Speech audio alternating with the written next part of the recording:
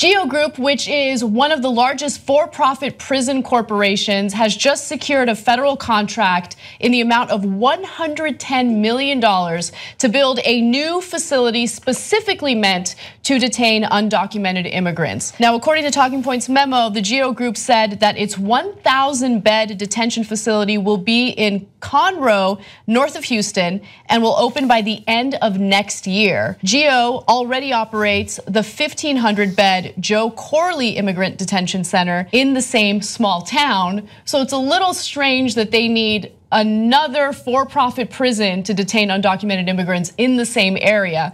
But if you've been paying attention to our reporting here at the Young Turks, you've known that we've been covering for-profit prisons and how absolutely disastrous they've been, how they do not cut costs. They're not really private prisons, they're privately run, but they have investors and they want to make a profit. The whole point is to detain as many people as possible so they can make as much money as possible. And so if you're concerned about undocumented immigrants using up our resources, well, this is a perfect example of how detaining undocumented immigrants actually makes you, the taxpayer, spend your money on something that we shouldn't be spending on. But anyway, I want to give you guys a chance to chime in and I'll give you some more details to this story.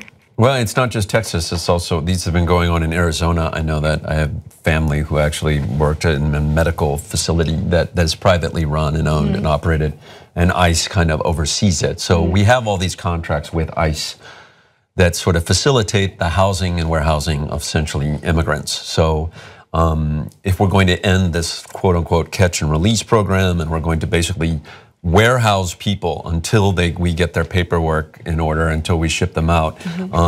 We're essentially starting another industry of essentially warehousing people who are, in violation of the law. Right. And so, yeah, it's very, very costly. I mean, it leads to a gigantic profit motive in criminalizing people who are simply coming here looking for a better life. And look, I understand we can't have a system where we just let people come in and we open our borders. No one's asking for that. But you want common sense legislation, you want common sense regulations to, deal with this issue, and we're doing the exact opposite of that right now. Exactly. I think it's interesting the way in which these immigrant detention centers are increasingly modeled after our criminal justice models, right? So even outside of detention centers, there are bond programs or other forms of surveillance systems, right? That look a lot like how we deal with criminal justice, which is also privatized.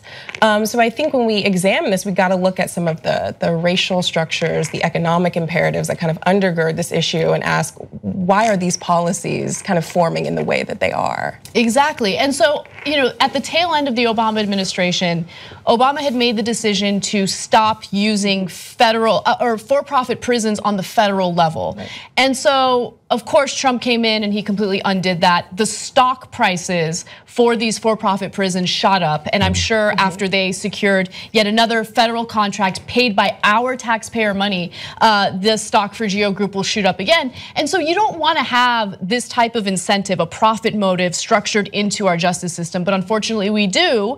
And I was hoping that this system would get better after the Obama administration, but of course it's not. I mean, you have Donald Trump, who is a product of a corrupt political system. He's exploited that corrupt political system. What makes anyone think that he wouldn't do any favors for corporations like GEO Group?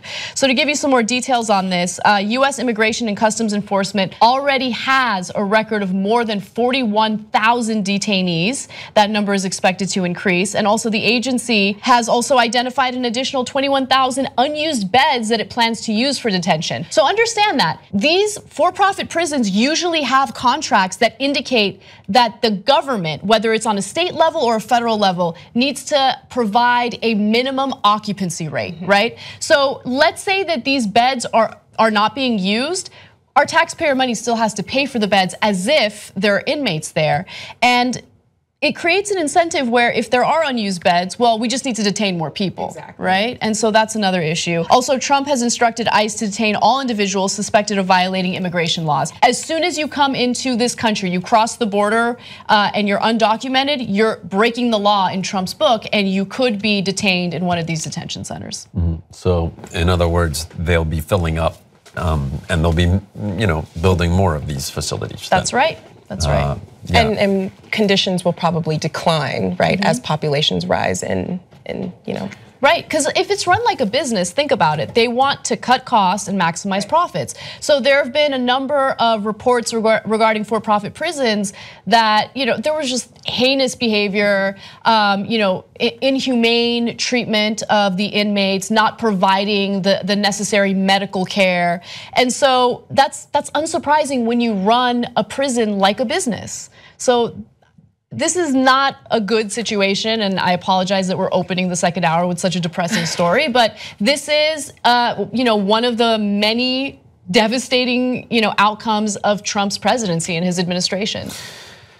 Yeah, I mean, I had this family member who works in a facility in Arizona, and there had been no deaths, and they go out of their way, as he's a nurse practitioner, and he goes out of his way, and they all do, to make sure that there's medical care for everyone who needs it. And they're so closely monitored by groups that come through these facilities daily. Some of them very high profile, like John Legend comes through with a group and another group. But so there's a lot of attention to make sure that everyone is cared for and fed. But it's like the idea of just stockpiling, warehousing, or building facilities to detain anything while we don't address real issues. It's just another way of just, as you say, profit inducement is sort of winning the day rather than really confronting the complexity of the issue. And we have a Congress that doesn't want to confront it. So no, they don't want to confront it because they're essentially paid by the same corporations who have an interest to keep this going, right? Exactly. So this is their bread and butter. They're going to continue doing this, right? And we have these conversations about the war on drugs and why marijuana on a federal level continues to be criminalized. It's still listed as a Schedule I drug, and people are like, that doesn't make any sense. Why is it happening? Well, it doesn't make sense to the electorate, right? But it certainly makes sense to the politicians. It makes sense to the people that are lobbying to continue prohibition because they make money off of it. Membership helps fund the Young Turks. You know one great thing about that? That means we're not accountable to anyone but you guys. That's why we're strong together, because we built this show around you. Come build it even bigger and better at tytnetwork.com/join.